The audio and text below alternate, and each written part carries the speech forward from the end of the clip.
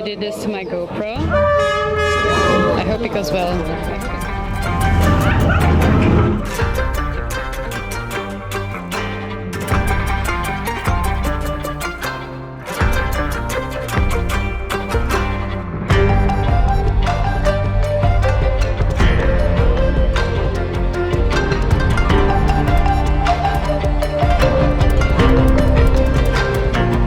Welcome to Hanoi, the vibrant capital city of Vietnam, where the old charm meets the urban flair.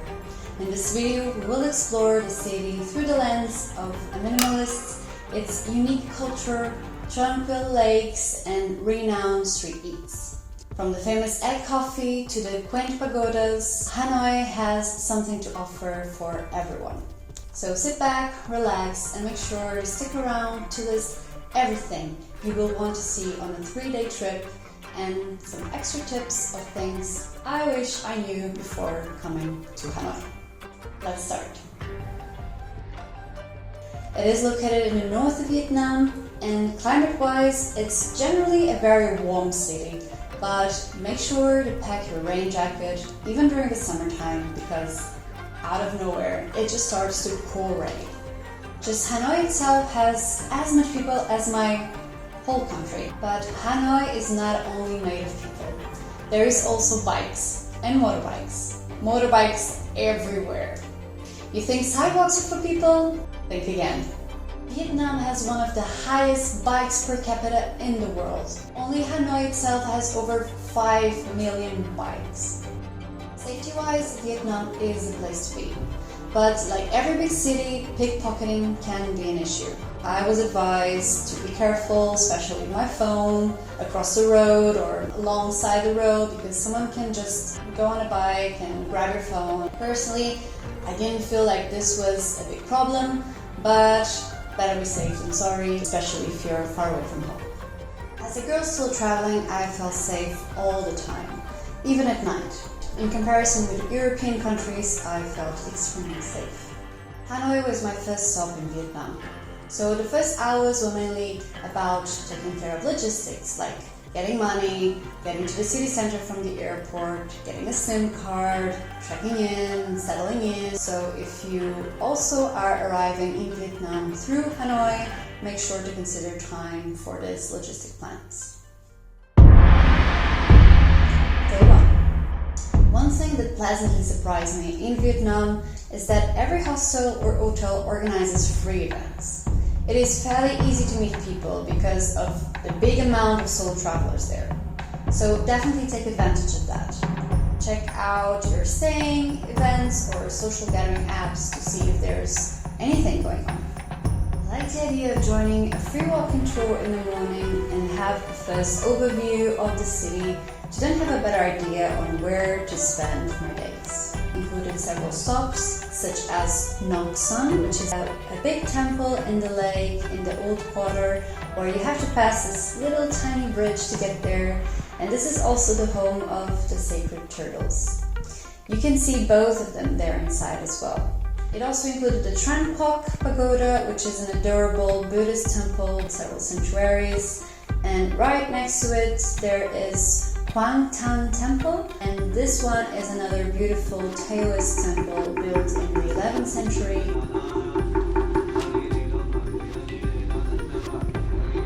It was getting a little bit warm and it was time for ice cream. The tourist girl took us to this local hidden ice cream shop, which was a really hidden gem.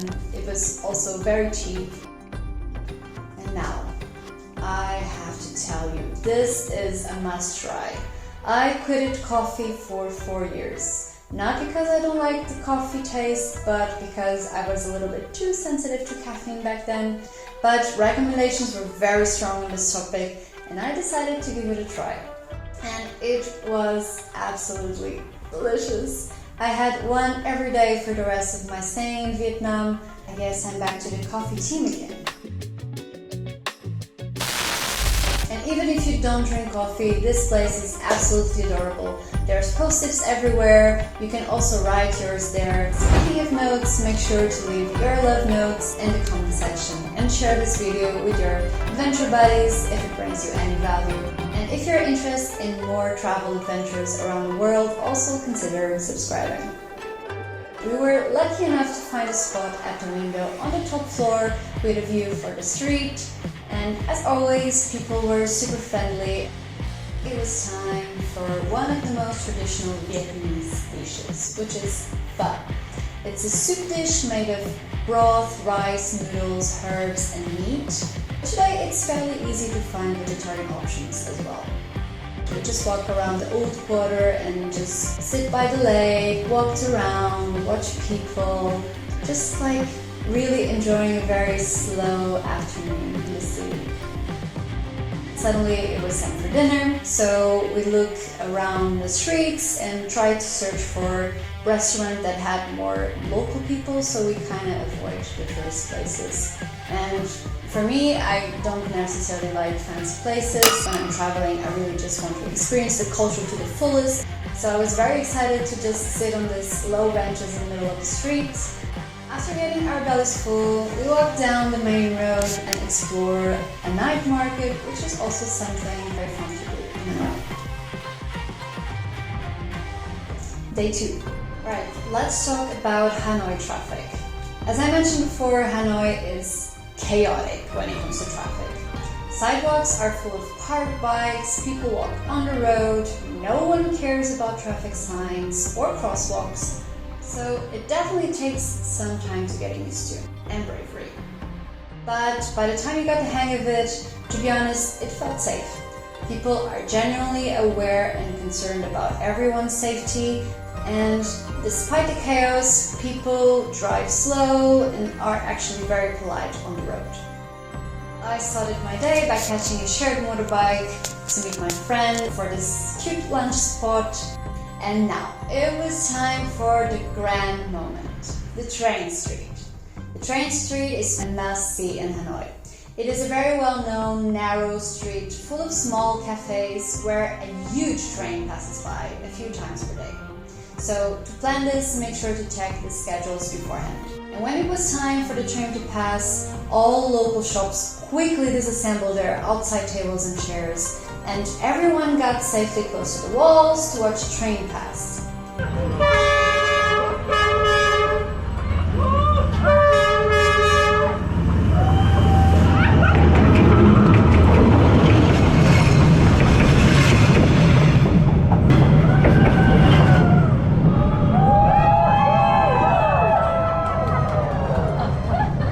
This was the highlight of Hanoi.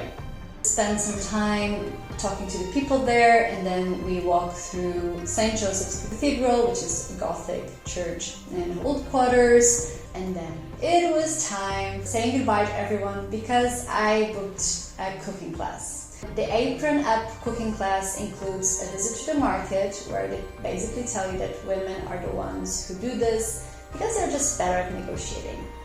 It also includes how to make pho, spring rolls, egg coffee, and more dishes. By the end, you get a certificate, and it's just an amazing experience because you get to enjoy the food with the people you had at class. As expected, nightlife in Hanoi is crowded. It was loud, crowded, but I still managed to have fun because people there are just always so nice. Day 3. Another must-see in Hanoi is the prison. Here you can witness what is left of the Vietnamese War and how prisoners were treated during the French invasion. It is heartbreaking, but it is a very interesting life piece of history. Then it was time to say goodbye because we had to grab a bus to another city, but before that we stopped at this very, very cute cafe that had some dogs. So if you're crazy about dogs like I am, I definitely recommend this place. But we went there to grab a banh mi, which is another traditional Vietnamese food, and it's basically like a sandwich. Banh mi in Vietnamese means bread, but when we talk about banh mi, we also refer to a specific type of bread. If I would have stayed for a few more hours, I would still have visited Mausoleum of Ho Chi Minh, and right next to it there's a literature temple. And one other thing that if I had more time I would have done would be to get a massage. I had Hanoi Serene Spa as a recommendation here, but just let me know in the comments if you've been there, what do you think? If you have the flexibility to plan your trip to Hanoi, do it during the weekend. From Friday night to Sunday night, the main street of Hanoi, it's close to traffic and everyone is on the street playing games, performing, singing, playing guitar and just enjoying life with their loved ones. Words cannot describe enough how much I loved Hanoi. Every time I look at pictures and videos of these beautiful weeks in Vietnam, I just want to go back. If you're curious about my full experience in Vietnam, make sure to check my next video adventure. Thank you for watching, stay kind, brave and adventurous, and I hope to see you around.